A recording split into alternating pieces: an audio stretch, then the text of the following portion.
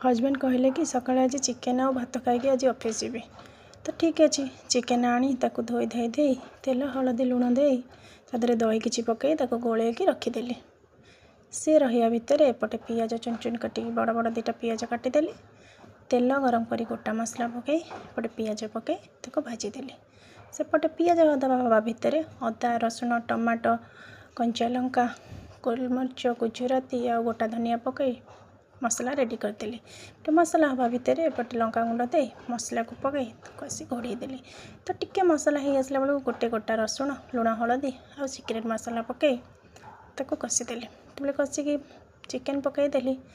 आ chicken बास्नाटा एते जोड़े बास्ना है जे हजबैंड आ रूम रे रही पारे। आसी चिकेन बजारुँच कौन बनाऊँ कि एते जोरे बास्ना हो कहले चिकेन बा कही चिकेन एते कौन महकुच कहले तेरे सिक्रेट मसला पड़ी।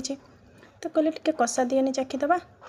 ठीक अच्छे कषा टिके हो जाओ खाइब है टिके कषा तांको काढ़ी दे तापर चिकेन रे पानी दे टिके फुटे दे पूरा झोल बोबाल हो गला।